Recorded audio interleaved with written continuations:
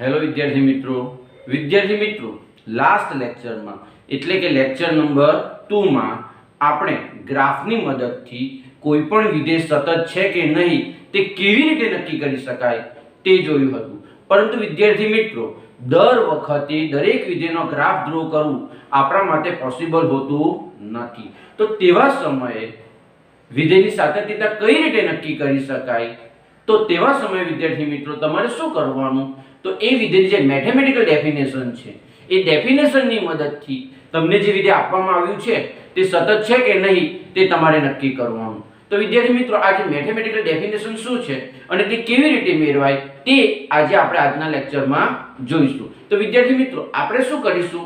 સતત વિધેયના ગ્રાફની મદદથી એની mathematical definition મેળવવાનો પ્રયાસ કરીશું. અને પછી શું કરીશું? તો પછી તમને કોઈ પણ વિધેય આપવામાં આવશે ને વિદ્યાર્થી મિત્રો, તો તમારે શું કરવાનું? એનો ગ્રાફ ડ્રો ન કરવાનું, પરંતુ શું કરવાનું? આજે જે આપણે મેથેમેટિકલ ડેફિનેશન મેળવશું ને એની મદદથી તમને જે વિધેય આપવામાં આવ્યું છે તે સતત છે કે નહીં તે તમારે નક્કી કરવાનું. તો ચાલો આપણે સતત વિધેયના ગ્રાફની મદદથી એની જે મેથેમેટિકલ ડેફિનેશન છે ને તે મેળવવાનો પ્રયાસ કરીએ. તો વિદ્યાર્થી મિત્રો મેં શું કર્યું છે? અહીં એક ગ્રાફ ડ્રો કર્યો છે. હવે ગ્રાફ ડ્રો કર્યો છે એટલે ગ્રાફ જોઈને તમને ખબર તો પડી જ ગઈ હશે કે આપેલ વિધેય કેવું છે? સતત છે. શા માટે સતત છે? કારણ કે આ વિધેયનો ગ્રાફ ડ્રો કરતી વખતે કોઈ પણ પોઈન્ટ આગળ પેન ઉઠાવવાની જરૂર પડતી નથી. વિદ્યાર્થી મિત્રો અહીં હું ગ્રાફ ડ્રો કરું તો મારે કશે પણ પેન ઉઠાવવાની જરૂર પડે છે? ના, પડતી નથી. બીજી વાત વિદ્યાર્થી મિત્રો કે અહીં પ્રદેશનો ઉલ્લેખ કરવામાં આવ્યો નથી, પરંતુ તમારે સમજી જવાનું કે આનો જે પ્રદેશ છે તે આપણે શું લીધો છે? આર લીધો છે, વ્યાપક લીધો છે. તો વિદ્યાર્થી મિત્રો આ ગ્રાફ કેવો છે? સતત વિધેયનો છે. હવે એની મદદથી આપણે શું કરીશું? મેથેમેટિકલ ડેફિનેશન મેળવશું. કોની? સતત વિધેયની. તો વિદ્યાર્થી મિત્રો હું શું કરીશ? મને ખબર છે કે આ વિધેય સતત છે, તો હું શું કરીશ? આ જે વિધેય છે સતત છે તો તેના પ્રદેશની કોઈ એક વેલ્યુ હું લઈ લેવા. હવે કોઈને વિચાર આવે કે સર એક વેલ્યુ કઈ લેવાની? કોઈને એમ થાય 1 લઈએ, કોઈને એમ થાય 2 લઈ લઈએ, કોઈને એમ થાય -1 લઈ લઈએ, કોઈને એમ થાય કે 0.5 લઈ લઈએ. તો એનો એક રસ્તો મેં કાઢ્યો છે. શું કરા? હું વ્યાપક લઈ લેવા. વ્યાપક મીન્સ કોઈ પોઈન્ટ હું c લઈ લેવા. તો માની લો કે હું એના પ્રદેશની કોઈ વેલ્યુ c લઈ લઉં છું. હવે આ c તરીકે તમારે જે વેલ્યુ લેવી હોય તે તમે લઈ શકો. બરાબર? હવે શું થશે વિદ્યાર્થી મિત્રો? જોજો c શું છે? આ વિધેયના પ્રદેશનું પોઈન્ટ છે અને આપણે તો જાણીએ છીએ કે વિધેય સતત છે. સતત છે નો મતલબ પ્રદેશના દરેક પોઈન્ટ આગળ સતત છે, તો એ c આગળ પણ સતત થશે. તો શું થશે? c આગળ એ સતત છે એનો મતલબ c આગળ ગ્રાફ તૂટવાનો નથી. એટલે c આગળ આપણને વિધેયની કોઈ વેલ્યુ મળવાની છે. તો c આગળ જે વિધેયની વેલ્યુ મળે ને વિદ્યાર્થી મિત્રો આ વચ્ચેની, એને હું શું કહી દઈશ? f. તો મેં શું કર્યું વિદ્યાર્થી મિત્રો? એના પ્રદેશની એક વેલ્યુ લઈ લીધી. તો ધારો કે c belongs to r, બરાબર, કૌંસમાં f નો પ્રદેશ. બરાબર? તો આની એક વેલ્યુ મેં લઈ લીધી. હવે વિદ્યાર્થી મિત્રો ગ્રાફ સતત છે એટલે આપણને પોઈન્ટ તો મળવાનું જ છે અને એ પોઈન્ટની વેલ્યુ પણ મળવાની છે. તો એ વેલ્યુને મેં fc કહી દઉં. હવે જોજો વિદ્યાર્થી મિત્રો હું સરળતા ખાતર તમને સમજવા પડે ને એટલા માટે હું શું કરીશ? આ f ની કોઈ વેલ્યુ લઈ લઉં. તો માની લો કે આ જે fc છે એની કોઈક તો વેલ્યુ હશે, એ 4 છે. સમજવા માટે વિદ્યાર્થી મિત્રો તો મેં શું કરા? fc બરાબર કેટલા લઈ લેવા? 4 લઈ લો. કોઈક તો વેલ્યુ મળવાની ને, વિધેય સતત છે એટલા માટે આપણે જાણીએ છીએ. તો એ વેલ્યુને મેં શું લઈ લીધું? 4 લઈ લીધું. હવે જોજો વિદ્યાર્થી મિત્રો વિધેય સતત છે, દરેક પોઈન્ટ આગળ સતત થવાનો. તો c પહેલા એક પોઈન્ટ આવશે, માની લો કે c - h છે, જ્યાં h ટેન્ડ્સ ટુ 0 આપણે જાણીએ જ છીએ. અને c - h એ c ની ખૂબ જ એટલે ખૂબ જ નજીકનું એક પોઈન્ટ મેં લીધું છે. હવે તમને એવું થતું હશે કે સર ગ્રાફ જોવા પર એવું લાગે કે c - h અને c ની વચ્ચે તો કેટલી બધી જગ્યા છે. તો એટલા માટે મેં જગ્યા રાખી વિદ્યાર્થી મિત્રો, કારણ કે તમે આ ગ્રાફને બરાબર જોઈ શકો. હવે એકદમ નજીક પોઈન્ટ લઈ લો તો તમને દેખાય ન દેખાય. એટલા માટે અમે ગ્રાફમાં વચ્ચે પોઈન્ટમાં જે જગ્યા છે ને તે ગેપ રાખી છે. શા માટે? તો તમે જોઈ શકો. નહીં તો શું થશે? હું c ની એકદમ નજીકનું પોઈન્ટ લેવું તો કોઈને દેખાય જ નહીં. બરાબર? એટલે બીજા શબ્દોમાં કેવું, તમે ગ્રાફને ઝૂમ કર્યો છે માની લો. શું કર્યું છે? ઝૂમ કરવાથી તો આપણને બે વચ્ચેનું ડિસ્ટન્સ દેખાવાનું નહીં. તો c - h એ c ની ખૂબ જ નજીકનું પોઈન્ટ છે, કારણ કે h ટેન્ડ્સ ટુ શું છે? 0 છે. ખ્યાલ આવી ગયો? હવે શું થશે વિદ્યાર્થી મિત્રો? c - h એ c ની નજીકનો પોઈન્ટ છે એની ડાબી બાજુનું પોઈન્ટ છે અને ગ્રાફ તો સતત છે એટલે c h આગળ પણ ફંક્શનની તમને કોઈક વેલ્યુ તો મળવાની. આ જે વેલ્યુ મળવાની એ શું થવાનું f c h. હવે તમે જોઈ શકો છો વિદ્યાર્થી મિત્રો કે c h એ c ની નજીકનું પોઈન્ટ છે. તો f c h એ કોની નજીકનું પોઈન્ટ છે? fc ની નજીકનું પોઈન્ટ છે અને fc ની વેલ્યુ તમે 4 લીધી તો fc h ની વેલ્યુ શું આવશે? તો 4 ની નજીકની જ કોઈ વેલ્યુ આવવાની છે. તો માની લો કે એ વેલ્યુ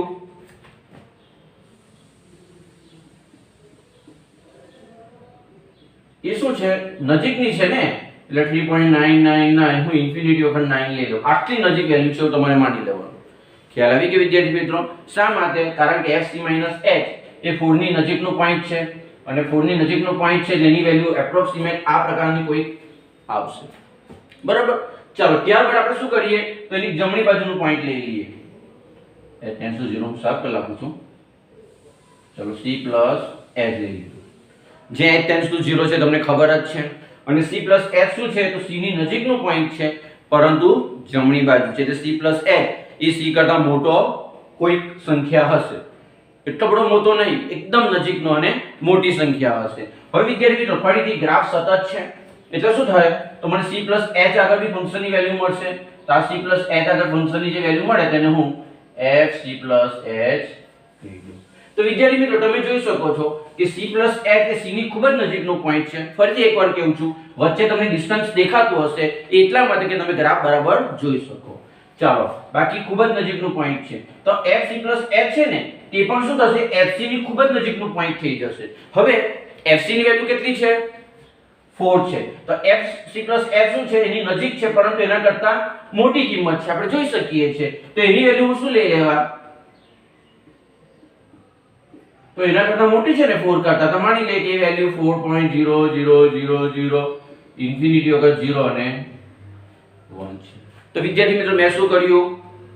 તો એક પોઈન્ટ c લીધું, એની જે વેલ્યુ મળે તેને મેં fc કીધું. હવે તમને ખ્યાલ આવે, તમને સમજાવવા માટે મેં એક પોઈન્ટ fc છે એની વેલ્યુ મેં લઈ લીધી 4. c આગળ જે મને fc ની વેલ્યુ મળે ને તેને મેં 4 લઈ લીધી. ત્યારબાદ મેં શું કર્યું? તો c h એક પોઈન્ટ લીધું ડાબી બાજુ. હવે આપણે જાણીએ છીએ ગ્રાફ તો દરેક પોઈન્ટ આગળ સતત છે એટલે c h આગળ પણ સતત થશે એટલે ત્યાં પણ તેની વેલ્યુ આપણને મળવાની છે. એ વેલ્યુ મેં fc h કીધું. હવે fc h એ fc ની નજીક છે, fc ની વેલ્યુ 4 છે એટલે fc h ની વેલ્યુ એપ્રોક્સિમેટ 3.999 ઇન્ફિનિટી વખત 9 હશે. એપ્રોક્સિમેટ કહેતો છું, બરાબર. તે જ રીતે બીજું શું કર્યું? જમણી બાજુનું એક પોઈન્ટ લીધું c h. ગ્રાફ સતત છે એટલે c h આગળ પણ વેલ્યુ મળવાની. એ વેલ્યુને મેં f c h કહું છું. હવે જોજો વિદ્યાર્થી મિત્રો, f c h છે તે કોની નજીક થવાનું? fc એટલે fc એટલે 4 નજીક છે પરંતુ એના કરતા મોટું છે તો 4.000 ઇન્ફિનિટી વખત 0 લેવ અને 1 લેવ આ ટાઈપનું કોઈ પોઈન્ટ હશે. ખ્યાલ આવી ગયો વિદ્યાર્થી મિત્રો? હવે શું થશે વિદ્યાર્થી મિત્રો તે આપણે જોવાનું છે. તો વિદ્યાર્થી મિત્રો જો f c h એની વેલ્યુ કોની નજીક જાય છે? 3.9999 આ વેલ્યુ કોની નજીક જાય? તો 4 ની નજીક જાય છે. f c h એની વેલ્યુ કોની નજીક જાય છે? 4 ની નજીક જાય છે. તો આપણે જાણીએ છીએ વિદ્યાર્થી મિત્રો શું જે ફંક્શનની વેલ્યુ જે પોઈન્ટ આગળ જાય એટલે જે પોઈન્ટની નજીક જાય ને તેને ફંક્શનનું શું કહેવાય? લક્ષ કહેવાય. આપણે જોઈ ગયા છે બરાબર ને લેક્ચર નંબર 1 માં. તો શું કહેવાશે? આનું જે લક્ષ છે f c h નું એ શું થઈ જવાનું? h ટેન્ડ્સ ટુ 0 છે અને એનું જે લક્ષ છે f c h નું તે તમારી પાસે આવવાનું 4. ફરીથી એકવાર કહું છું, ત્યાં પણ કહ્યું હતું ઇક્વલ ટુ 4 નો અર્થ એવો નથી કે એની વેલ્યુ 4 છે પરંતુ એનું લક્ષ 4 છે. શા માટે લક્ષ 4 છે? કારણ કે 4 ની નજીક જાય છે. અને c h નું લક્ષ તો એ પણ કોની નજીક જાય છે?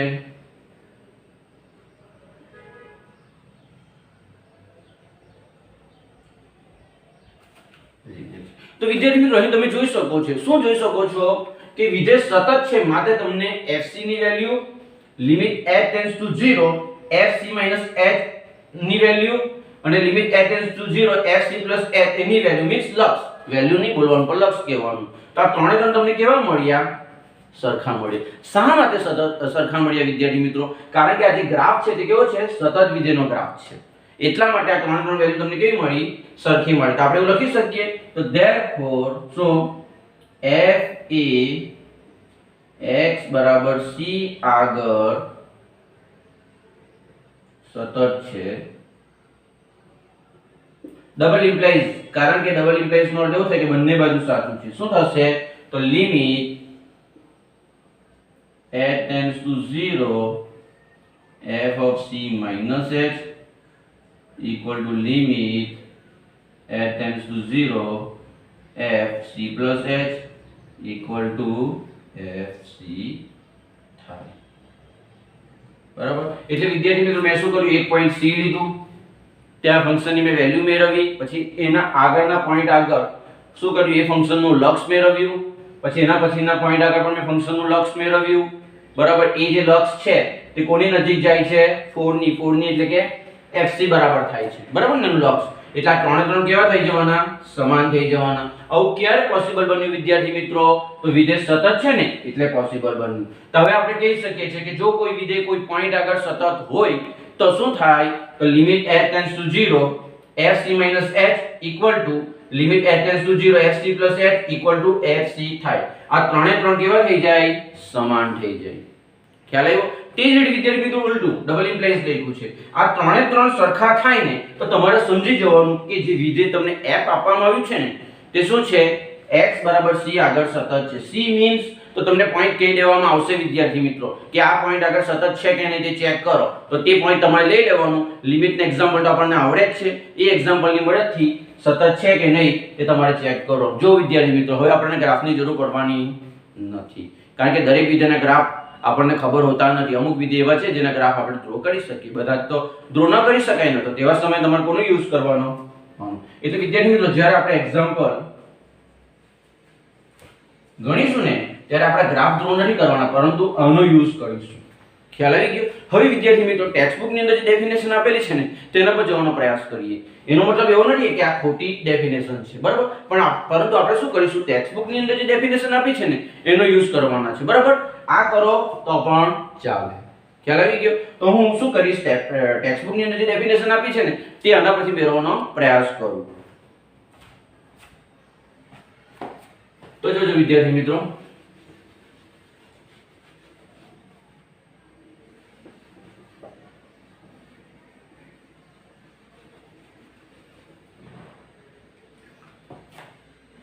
તો વિદ્યાર્થી મિત્રો હું શું કરીશ c h છે ને એની જગ્યાએ હું શું કરું x ધારી લઉં તો ધારો કે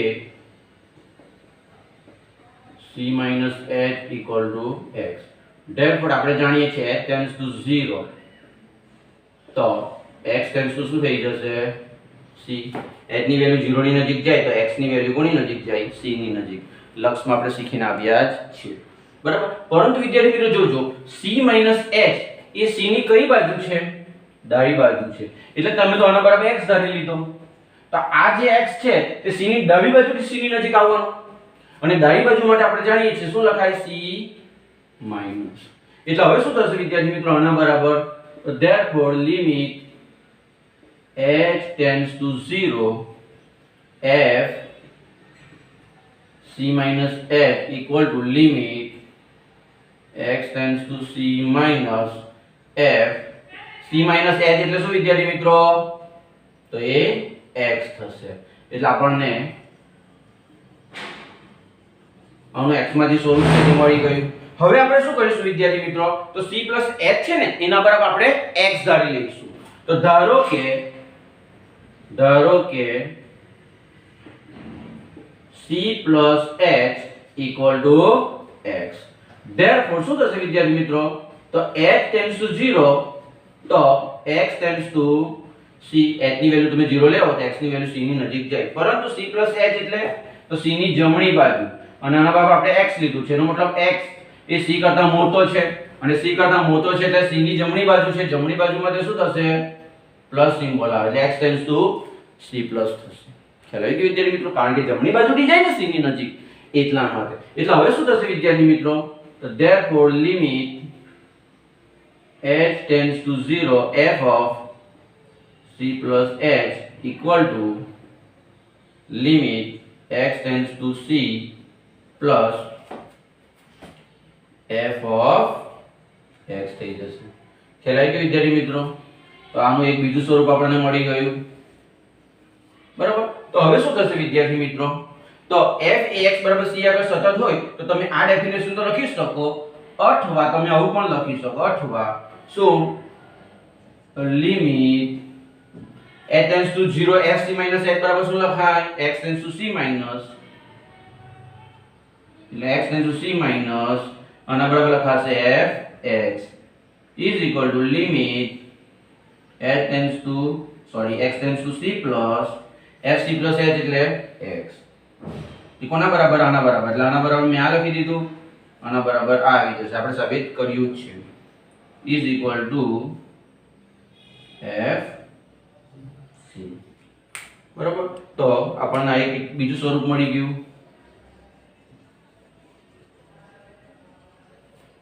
તો વિદ્યાર્થી મિત્રો, હવે પછી જ્યારે પણ કોઈ વિધેય સતત છે કે નહીં તે તમારે ચેક કરવામાં આવશે ને, ત્યારે તમારે ગ્રાફ ડ્રો કરવાની જરૂર નથી. તમારે શું કરવાનું, જે પોઈન્ટ આગળ સતત છે કે નહીં તે ચેક કરવાનું હોય ને, તો તે પોઈન્ટ આગળ તમારે શું કરવાનું, ડાબી બાજુનું લક્ષ શોધી કાઢવાનું, જમણી બાજુનું લક્ષ શોધી કાઢવાનું, અને શું કરવાનું, એ જે વેલ્યુ છે તમને આપવામાં આવેલી હોય, જે પોઈન્ટ આગળ શોધવાનું હોય તેને ફંક્શનમાં મૂકી દેવાનું. ત્રણે ત્રણ સરખા થઈ જાય વિદ્યાર્થી મિત્રો, ત્રણે ત્રણ કેવા સરખા થઈ જાય ને, તો તમે કહી શકો કે આ વિધેય કેવો છે, સતત છે. ખ્યાલ આવી ગયો, તે પોઈન્ટ આગળ. હવે વિદ્યાર્થીઓ જે પણ વેલ્યુ મળે તે કેવી મળવી જોઈએ તમને, અહીંયા ફાઇનાઇટ વેલ્યુ મળવી જોઈએ, આની ઇન્ફિનિટી ચાલે નહીં, એટલે આ જે પણ મળે તે ફાઇનાઇટ મળવી જોઈએ. હવે વિદ્યાર્થી મિત્રો જોજો, ડાબી બાજુનું લક્ષ અને જમણી બાજુનું લક્ષ જો સરખું જ હોય, બરાબર, તો તમે આવું પણ લખી શકો, therefore limit x tends to c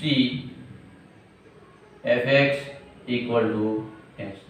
કારણ કે જો c minus લખો કે c plus લખો, બંને સેમ, જ્યારે બંને સેમ હોય ને વિદ્યાર્થી મિત્રો, તો ત્યારે તેના બરાબર તમારે શું લખી દેવાનું, limit x tends to c fx બરાબર fc. તો આપણે એક સતત વિધેયની વ્યાખ્યા થઈ ગઈ. બરાબર. હવે ઘણાને પ્રશ્ન થશે કે સર આ ડાબી બાજુને જમણી બાજુનો યુઝ ક્યારે કરવાનો અને આનો યુઝ ક્યારે કરવાનો? તો વિદ્યાર્થી મિત્રો એકદમ સિમ્પલ છે. શું સિમ્પલ છે? જ્યારે પણ તમને વિધેય આપવામાં આવે અને એ વિધેય તમને શું ટુકડામાં આપવામાં આવે, મોટે ભાગના વિધેય, અને માની લો કે એ વિધેયમાં તમને લેસ ધેન અને ગ્રેટર ધેન એ રીતે આપ્યું હોય કે x લેસ ધેન c હોય ત્યારે ફંક્શન આ લેવાનું, x ગ્રેટર ધેન c હોય ત્યારે ફંક્શન આ લેવાનું, અને x બરાબર c હોય ત્યારે ફંક્શન તમારે આ લેવાનું, આવું કંઈક તમને કીધું હોય વિદ્યાર્થી મિત્રો, તો લેસ ધેન અને ગ્રેટર ધેન આવે ને ત્યારે તમારે આ ડેફિનેશનનો યુઝ કરવાનો. અને કેટલીક વાર શું થાય, બે રીતે જ આપે કે x બરાબર c હોય તો ફંક્શનની વેલ્યુ આ લેવાની, અને x ની વેલ્યુ c ન હોય ત્યારે તમારે ફંક્શનની વેલ્યુ આ લેવાની છે. એટલે ઇક્વલ ટુ અને નોટ ઇક્વલ ટુ આપે ને વિદ્યાર્થી મિત્રો, ત્યારે તમારે સમજી જવાનું કે આપણે આ ડેફિનેશનનો યુઝ કરવાના છે. આપણે એક્ઝામ્પલ ગણીશું ને વિદ્યાર્થી મિત્રો, એટલે તમને ખ્યાલ આવી જશે. બરાબર. તો આ ફરીથી એકવાર સમજી લઈએ. સતત વિધેયનો ગ્રાફ લીધો, દરેક પોઈન્ટ આગળ સતત છે એટલે મેં એક પોઈન્ટ c લઈ લીધું, c આગળ સતત છે એટલે c આગળ આપણને ફંક્શનની વેલ્યુ મળવાની. ત્યારબાદ એની ડાબી બાજુનું એક પોઈન્ટ લીધું, એ પણ સતત છે એટલે ત્યાં પણ ફંક્શનની વેલ્યુ મળશે, અહીં પણ ફંક્શનની વેલ્યુ મળશે. જે પણ વેલ્યુ મળશે તે કોની નજીક મળશે, તો 4 ની નજીક મળશે, અને નજીકની વેલ્યુ મીન્સ એનું લક્ષ, તેનું લક્ષ કેટલું થઈ જશે, fc બરાબર થઈ જશે, એટલે ત્રણે ત્રણ સેમ થઈ જશે. ત્રણે ત્રણ સેમ થઈ જશે એટલે આપણે કહી શકીએ કે વિધેય સતત છે, અને વિધેય સતત હોય તો ત્રણે ત્રણ સેમ થાય. વિદ્યાર્થી મિત્રો, માની લો કે ગ્રાફ તમારો વચ્ચે કશે તૂટી ગયેલો હોય ને, ગ્રાફ વચ્ચે કશે તૂટી ગયેલો હોય ને, તો શું થશે ખબર, આ ત્રણ ઇક્વલ થાય જ નહીં. બરાબર. એટલે ઇક્વલ ઓન્લી એક જ કેસમાં થાય, કયા કેસમાં, સતત હોય તો. અને નોટ ઇક્વલ ટુ માટે તો ઘણા બધા કેસ છે. હવે વિદ્યાર્થી મિત્રો તમે જ મને કહો, કયું વધારે ઈઝી પડે, આ યાદ રાખવું ઈઝી પડે કે પછી અલગ અલગ કેસ લઈને લેવું તે ઈઝી પડે? તો આ જ ઈઝી પડે. શા માટે ઈઝી પડે, તો સતત હોય ને તો ત્રણ ત્રણ સેમ થાય, અને સતત ન હોય ને તો ઘણી બધી કન્ડિશન આવી શકે. એટલે આપણે એમાં પડવાનું નથી. આપણે એક જ વસ્તુ યાદ રાખવાનું કે ત્રણે ત્રણ સરખા છે માટે વિધેય સતત છે. બરાબર. ત્રણમાંથી કોઈ પણ બે જો સરખા ન હોય ને વિદ્યાર્થી મિત્રો, તો આપણે એવું કહી શકીએ કે ત્રણે ત્રણ સરખા નથી, અને ત્રણે ત્રણ સરખા નથી તો વિધેય સતત નથી. ક્યાં સતત નથી, તો તમને જે પોઈન્ટ આપવામાં આવ્યું હોય તે પોઈન્ટ આવે, અહીંયા તો સતત છે. બરાબર. તો આ રીતે વિદ્યાર્થી મિત્રો આપણે શું કરીશું, મેથેમેટિકલ ડેફિનેશનનો યુઝ કરીને તમને આપવામાં આવેલું વિધેય સતત છે કે નહીં તે ચેક કરીશું. બરાબર. આટલું લખી લો.